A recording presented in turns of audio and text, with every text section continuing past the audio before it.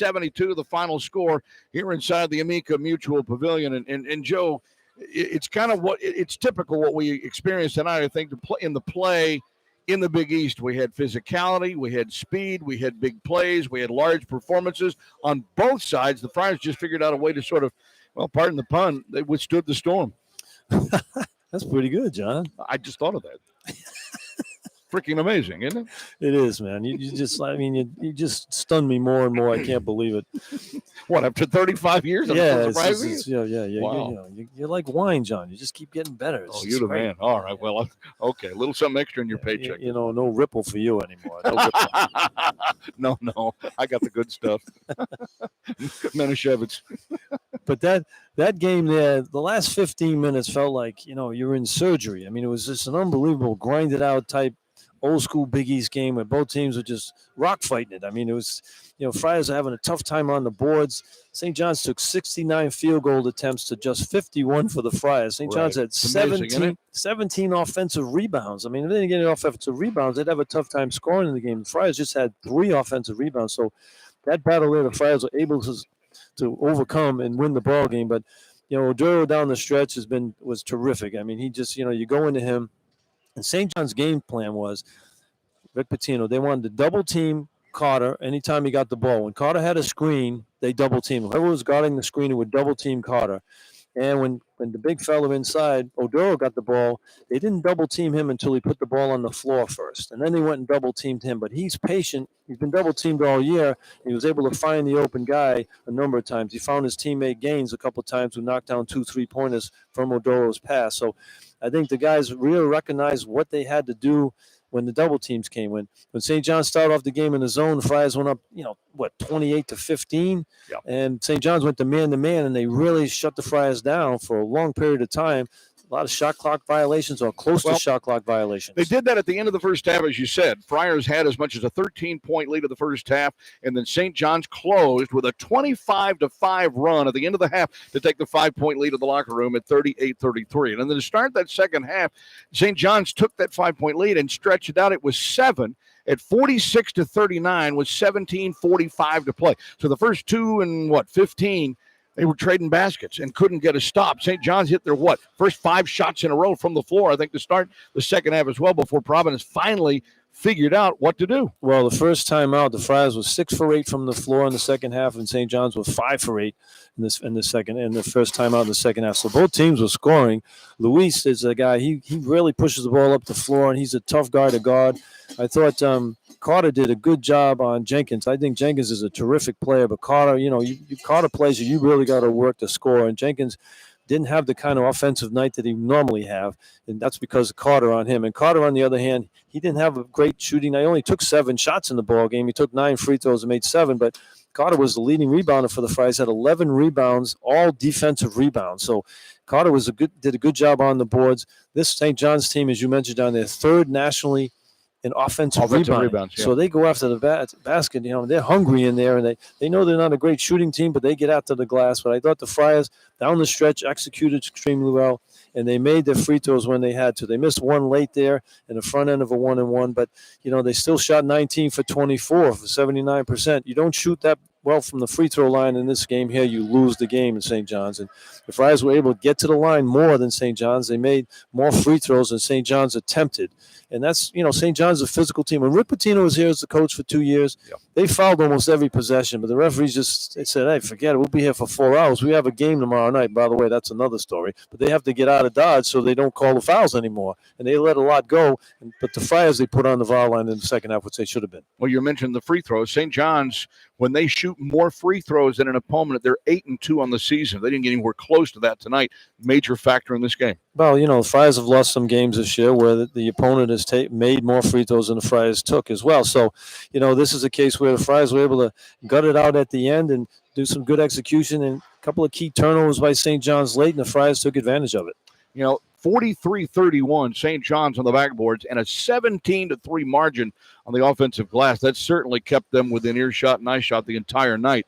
But the one thing that the Friar defense did do, besides the lack of the rebounding there, they held St. John's guards, Joe, the guards themselves now, to just 9 for 29 shooting. Yeah, and Dingle scored all his points in the first half. I mean, he had 2 points in the second half, but he had 2 threes in the first half that got the lead for St. John's at halftime. So this is a decent St. John's team. I mean, they're 45th in the net, so it's a good quad one win for the Friars. It is. And it's a big win to get at home and get to 500 because Butler was beaten tonight. They're back to 500. You split with them. So Friars are right in the mix now again. They have a DePaul team coming in Saturday. But this is a major game. This is a game the Friars had to win. There was no question about it. They had to win this game because they have a very tough schedule to finish. When you think St. John's finished up their last 2 games against Georgetown and DePaul, the Friars are playing Villanova and UConn the last 2 games. So this is a big game for the Friars to win. Yeah, the Friars are now 7-8 on the season against quad 1 or quad 2 teams. It's their 4th quad 1 win, and if Seton Hall ever pulls back into quad 1, it would be their 5th quad 1 win. St. John's, however, Joe, is just 2-8 against quad 1 teams. This was a quad 1 game for them as well. And if you're wondering what all this quad stuff is, it's basically the higher ranked teams, and you get more credit for winning on the road than you do at home. So you had to win at home. And when you compare these 2 teams, regardless of the numbers, and you already said St. John's had a higher net than the Friars did coming into this game, but St. John's doesn't have the record that Providence does against higher-ranked quad 1 teams. Yeah, St. John's just won 1 road game in the Big East play this year so far, too. So, it's a good win for the Friars to move up the ladder in the conference, and everybody's jumbled up in the middle there. You got a lot of teams playing around 500, so you have to keep winning your ball games, and this is a big step in that direction. All right, 75-72, the final score. Friars get the W here at home to get their 7th Big East Conference win. We'll continue with more of our Santander postgame wrap-up. Coming up next from Learfield, this is Providence Friar basketball.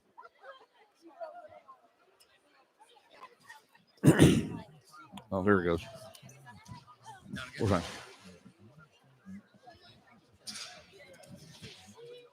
So, you got DePaul at home, Xavier and Marquette on the road, Villanova at home, Georgetown on the road. Right. UConn at home. Right. You need to somehow win 4 of the next 6. Yeah. We got to win 4 of the next 6. We got to win 4 of the next 6. I know. You got to get to 11 wins. Well, you got Georgetown and DePaul. It's those 2 games. Georgetown got on the road to be tough. You got Villanova here at home. You got to win that one. Game. You got if you ever could knock off UConn in here, you definitely in that. There's no question about it. But it might come down to that last game. It might, because winning at Xavier is going to be very difficult because we don't match winning up. Winning at Marquette's going to be hard. Oh man, I know they're playing great right now. Marquette's really playing well.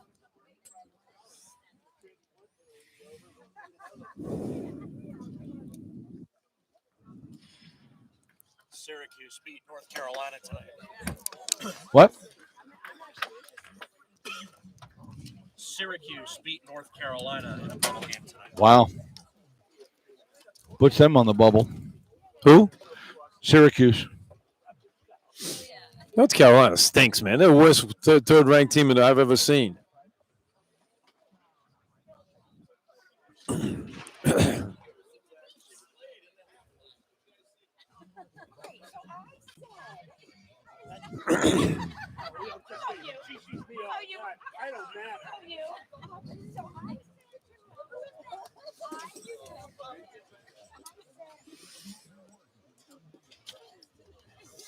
Oh, what?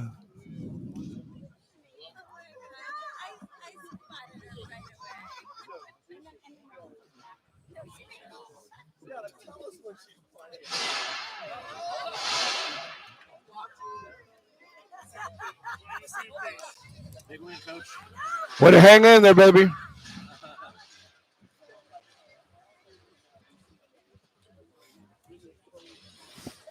Had to have it. Made it harder than it had to be. Yeah. I think that's the Friar way. Definitely this year. Yeah. Definitely this year.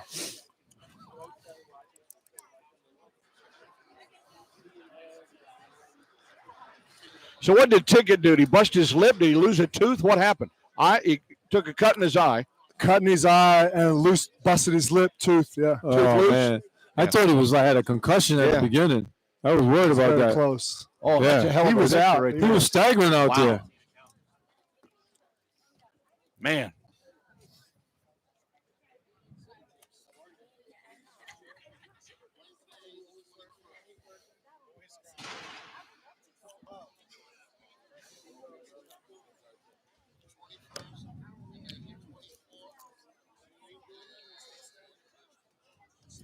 Yeah, Rich Barron with a big basket in the first half, and again in the second half, he got a deuce as well to help the Friars just stay that much ahead of the St. John's Red Storm, and they win it 75-72 here as we continue with our Santander postgame show. And Friar assistant Nate Tomlinson, who had the scout on the Red Storm, joined us here courtside. So first of all, congratulations. Second of all, sometimes you guys make things really interesting for all of us, and I'm sure you guys have a little angst or a little agita or something on the sideline yourself, but kind of take us through those last few minutes when you had to have the stops and finding a way to slow down R.J. Lewis, man. That's a tough job for anybody. That guy can play. Yeah, it was. Our defense really was. It was big time all night. We just couldn't finish it with a rebound. And that last 3 or 4 minutes, we'd get a stop, they'd get the offensive rebound, or we'd get a stop, we'd go out of bounds, and we'd turn it over. It just wasn't a clean game from us, which is disappointing. But at the end of the day, we kept them to 40% from the field, and that's a big defensive key for us. Very disappointing with the 17 offensive rebounds, Right. and our 15 turnovers. But a win's a win, and we're going to take this one. Yep. Well, it was like an old-fashioned Big East. From 15 minutes on, the second half, it was like a rock fight out there. It was just like grind, physical.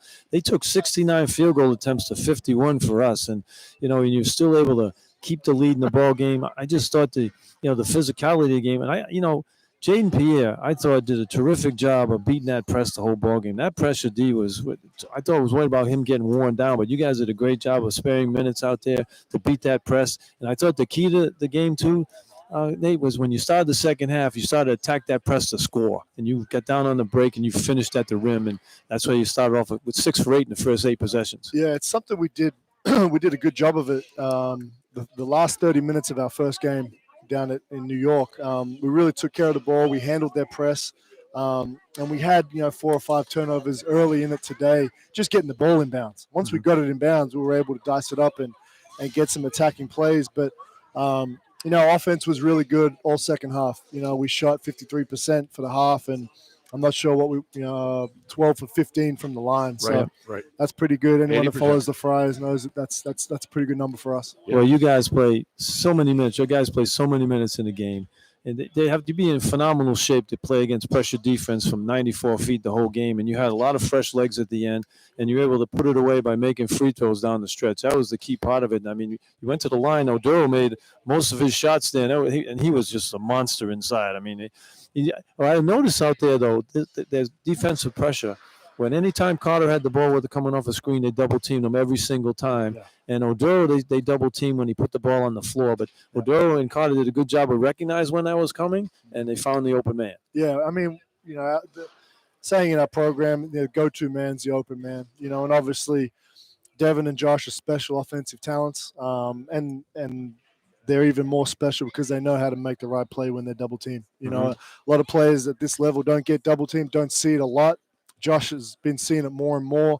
Devin now, he's just such a good scorer for us. Teams are doubling him off a lot of his ball screens. And he had 4 assists tonight. Could have easily have had 6 or 7 if we knocked down some shots. And those guys made the right play all game. Devin 7 for 9 from the line.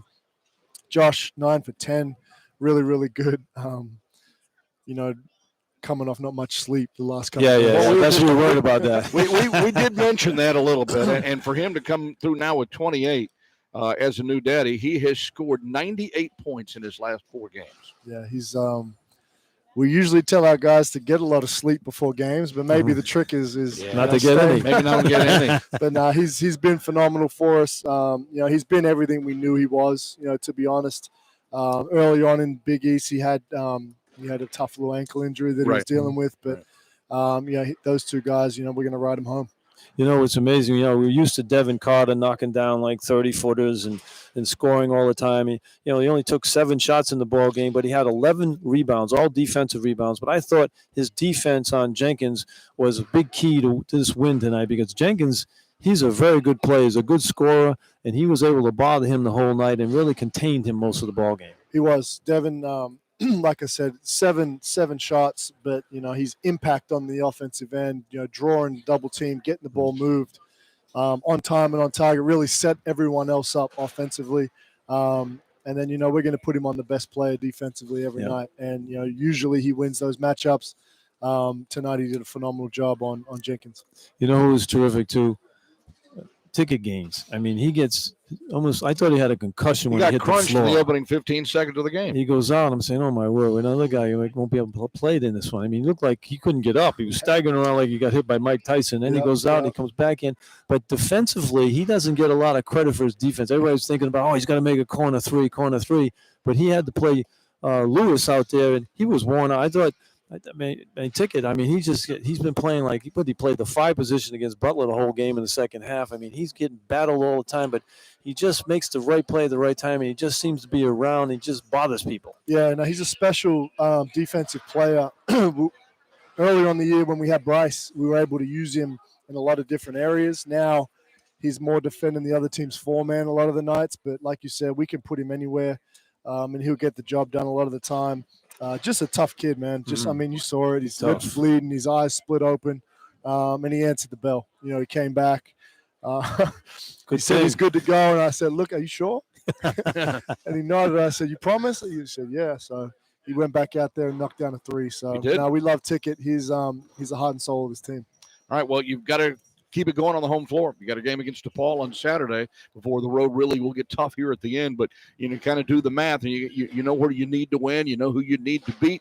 You kind of got the roadmap laid out for you here.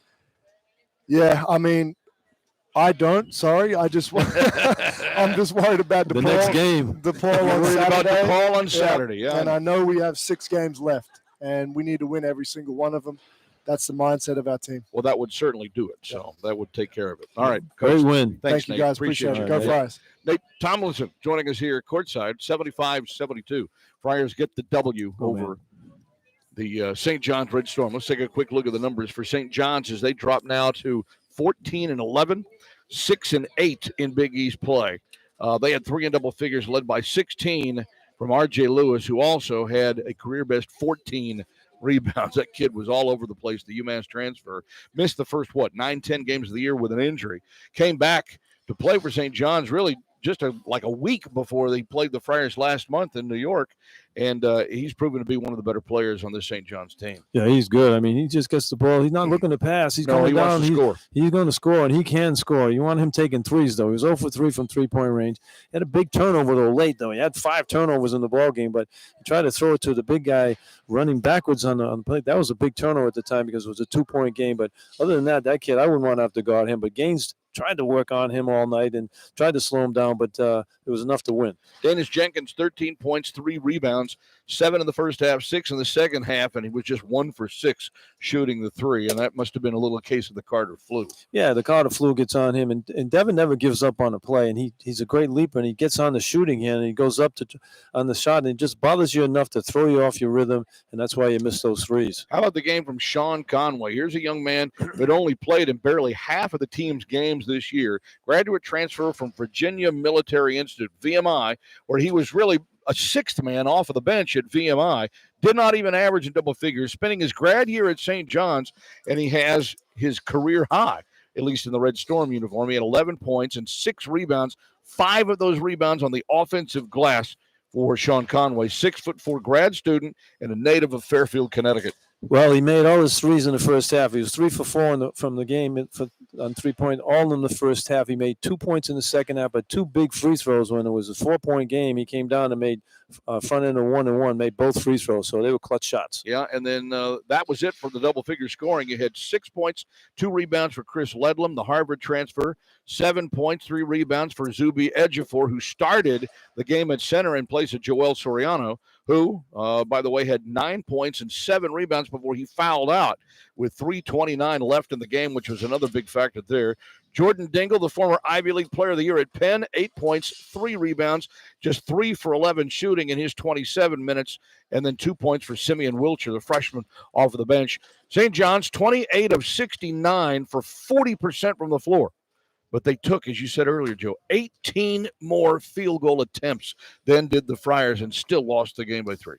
Yeah, I mean, they get on the offensive glass, but, Ejiofor did a good job starting, but there's some issues on that St. John's team right now because Soriano's in the doghouse with Rick Pitino. They've lost now 4 out of the last 5 games, so he's looking for answers out there. So I don't know if they're going to get any better going forward or they could implode because there might be some issues on that bus on the way home. 4 out of 5 they have lost. They've lost 7 of 9 since they beat the Friars last month at Madison Square Garden. They were 6 of 23 shooting the 3-ball. That's just 26%.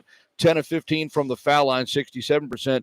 The one impressive margin was 43-31 for the Red Storm on the backboards, including 17-3 on the offensive glass. But the Friars forced 16 turnovers and scored 11 points off of those 16 turnovers that you just pointed out. St. John's was 0 for 9 from 3 in the second half. The same St. John's team last ball game at Marquette made 12 3-pointers. So the Friars defensively were just terrific tonight, and they've been good defensively all year, but they took away the 3 from St. John's. They'd made 12 3-pointers in each of the last 2 games, including at Marquette, and they ended up going only 6 for 23 tonight and 0 for 9 in the second half. 0 for 9 in the second half. That's the ball game right there. Absolutely. Friars had 4 in double figures, led by Josh Oduro, who he's the one that put on the Superman cape tonight. The new daddy, 28 points and 4 rebounds, and as I said, last 4 games, Josh has 98 points, 37 rebounds over his last 4. Yeah, and he missed the Butler game. Josh wanted to get out and play some ball. He didn't want to change any more diapers tonight. He wanted to get out here and play some ball, and he did. He really showed what he can do, and he's been doing that most of the year anyway. And while Devin Carter didn't get quite the numbers that he's normal to get, 14 points, he did end up with a team-high 11 rebounds. And for Devin, that's his 8th double-double of the season, the 9th of his career overall here at Providence, which is 14 points, 11 rebounds. He was just 3 of 7 shooting, but 7 of 9 from the foul line. 11 points for Devontae Ticket Gaines, including 2 of 6 from 3. 10 points, 3 rebounds for Rich Barron, who had a solid game. He's had 2 solid games back-to-back. He had 8 points at Butler on Saturday. Yeah, he likes that starting lineup role. He comes in and you bring Corey Floyd off the bench, and Corey had a good ball game as well. Those 2 guys have to battle inside because they're playing against bigger people. Corey had 7 points and 3 rebounds in his 31 minutes of time. Jaden Pierre, 5 points, 6 rebounds, and 5 assists in his time out on the floor. Friars shot 24 of 51. That's 47%. They were 8 for 20 from 3. 40%. When the Friars shoot 40% or better from three-point range, they're now 6-1 in the season. Yeah, I mean, they've been shooting the ball pretty well from three-point range. They're getting good looks because Odoro's getting double teamed. He's finding the open man. But, the key thing, though, John, I don't know if we've seen this stat all year for the Friars. Might have been a couple times, but they made more free throws than an opponent had taken in this game. St. John's took 15 total. Friars made 19 of 24. So that's a good stat for them. They win the game, by 3? Yep. And they outscored them by 4 on the foul line. Yeah, actually, I scored them by 9 on the foul line, 19-10. 79% from the foul line, and so the free throw shooting certainly was a big factor in the win. Against Connecticut, they were 13 of 26 from the line. The next 2 games, they went a combined 25 of 27 and won them both. And then they went 10 for 16 at Butler and lost the game by a deuce. And then they go 5 for 9 in the second half against Butler, and they've missed the front end of 1-1 twice. And then they go 19 of 24 tonight and win the game. So I think there's a correlation there, Joe. Yeah, I mean, every game, it seems, in the Big East comes down to the last couple of minutes. And you got to make your foul shots because that's how you win the games. 15 assists on the 24 made baskets, 15 turnovers for the Friars, 17 St. John's points, something that Coach Tomlinson alluded to has to get a little bit better in front of a crowd of 10,258 on a snow-swept Tuesday here in Rhode Island. It's great the fans came out. I mean, we're Rhode Islanders. We're used to snow. 5 or 6 years ago, we got 100 inches, John. I don't understand why it's a big deal. The governor's going to shut this state down for 5 inches of snow. I drove in here. It was beautiful today. The Same roads here. are all paved. I got over the Washington Bridge in 30 minutes. I mean, it was great. We need more snowstorms. There was no traffic. It was awesome coming in and get 10,000 people on a Tuesday night. It was just great. Just stay off the road. Just everybody stay the hell off. And usual, the fans were awesome again. It was awesome. It was a very good environment here, and the Friars get the W to get their 16th of the year, and better yet, their 7th in Big East play. A final timeout to take, and we will wrap up the Santander postgame show in a moment. From Learfield, this is Providence Friar basketball.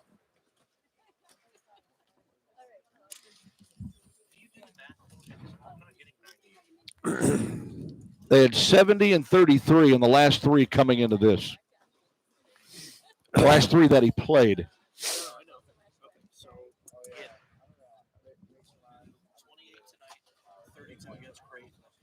28 tonight, 32 against Creighton.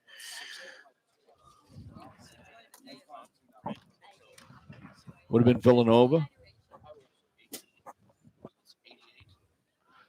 And then what do you have against UConn? 98.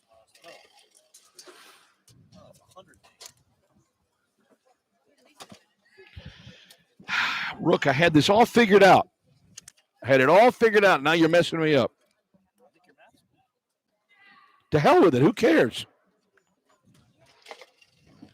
All right, where is he? So that's Butler. All right, so he had 28 tonight, 32. So that's 60. 78. 98. I'm just double checking before I tweet anything out.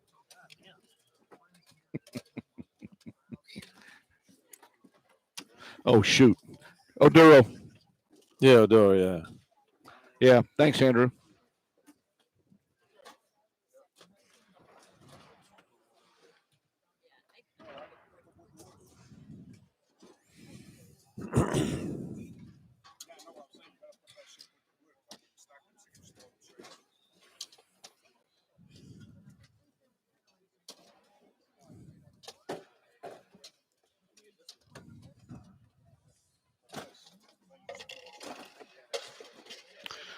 English show tomorrow night. Okay. Remember that.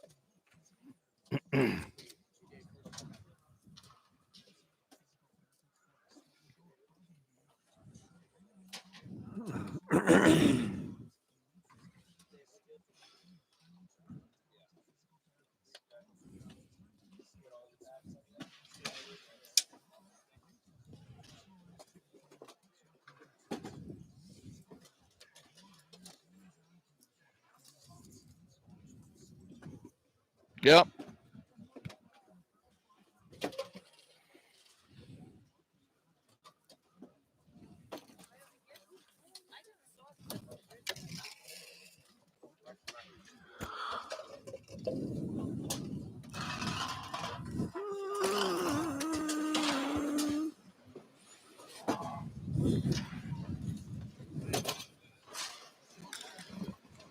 Let me know when you need the scores.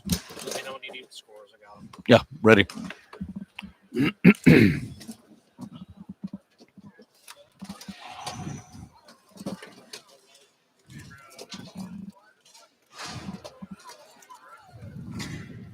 Yeah, Josh Oduro getting 2 there after the Friars got a little ice the shooter action going in that second half from Dunkin' Donuts, Yeah, right? what about that Pierre? That Pierre move, I can still remember that when he drew the defense and got them all up in the air, hand off to Oduro, who dunked it home. But yeah, some Dunkin' Donuts coffee in the game as well. Nothing wrong with that. But Josh Oduro with 2 of his game-high 28 with the Friars. He's our Allie Warwick outstanding performance of the game for the brand-new daddy. Yeah, I mean, he was terrific as usual. I mean, Oduro, the thing that's impressive about him, John, he's such a smart basketball player too. I mean, when he gets the ball, he waits for double teams. It doesn't happen. If they spread the floor, he's on the foul line. He can beat his man. He can take him left, take him right. Has a little floater in the lane. He finishes at the rim. I mean, he's very, very. And on defense, he does a really good job on the other end, helping out teammates on the defensive end. So Oduro was just awesome in his 30 minutes of play. A couple of other games in the Big East Conference tonight. We'll start it with Marquette at Butler. Friars know how tough a place Butler is and still almost pulled it out. Short-handed as they were on Saturday, Marquette ranked now 4th in the nation. They're up to the number 4 spot, which ties their high point of the entire season. Top 5 team, and Marquette wins it 78-72 over the Butler Bulldogs to prove now to 10-3 in conference play. Butler falls to 7-7. Yeah, Marquette's on a roll right now. They're peaking at the right time. Everybody's playing well.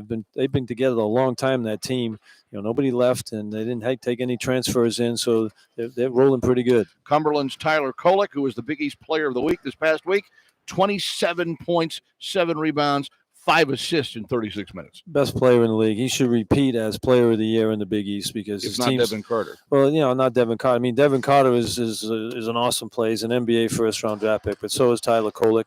And Tyler Kolek, he should definitely repeat, in my opinion. I mean, his team's 4th in the country right now, and they're 10-3 in the Big East. I don't see displacing him as the best player in the league from last year. And Creighton is at home against Georgetown, and right now in Omaha with 14:08 to go in the second half.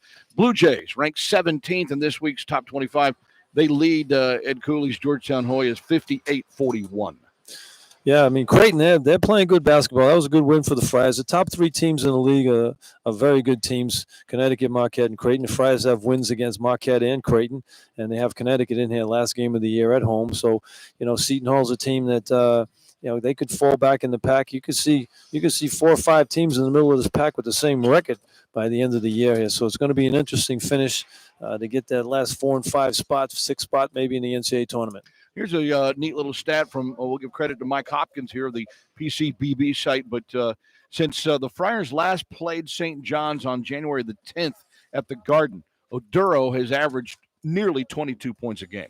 Yeah, he's been great. I mean, I was saying to you earlier in the year, I wish he was a freshman. We only get him for 1 year here, but he just knows how to play. And again, he's one of the, they talk about centers. He's one of the centers in the league that nobody talks about, but you're going to have to start talking about it. Everybody talks about Klingham at Connecticut and Clark Brennan at Creighton. The big guys are Iguodaro at Marquette. All 3 terrific players, but Oduro is no step behind those guys. I'll tell you that right now. So UConn is now 12-1, and they will play at DePaul tomorrow night. Marquette is 10-3. Creighton, if they win, would be 9-5 in 3rd place. And Seton Hall has a chance to tie them for 3rd, but Seton Hall will play tomorrow night at home against Xavier. Xavier is 7-6. Butler and Providence are both 7-7.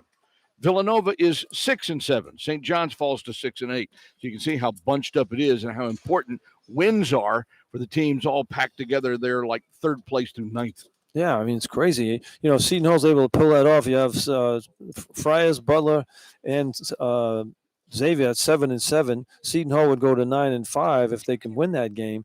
But St. John's plays Seton Hall the next game. Right. So, I mean, it's going to be a crazy finish here. Going to be a crazy finish. Tomorrow night is the next edition of the Kim English radio show. We'll have it right here on News Talk 99.7 and AM 630 WPRO beginning at 6 p.m., and we'll obviously talk about this game and a couple of other things that certainly be on Coach English's mind. So that'll be tomorrow night at 6 o'clock here on WPRO. Our thanks to studio producer Andrew Meehan, our engineer Matt Morrell, Austin Rook with our stats and our halftime program. And for Joe Hassett, I'm John Rook. Again, our final score, Providence 75, St. John's 72. Friars now 16-9 on the year, 7-7 in the Big East, and we'll take on the DePaul Blue Demons Saturday night. 7:30 will be the tip right here at the Amica Mutual Pavilion. Don't forget the Kim English Show tomorrow night at 6 here on WPRO. Until Saturday, so long, everybody. Thanks, Andrew.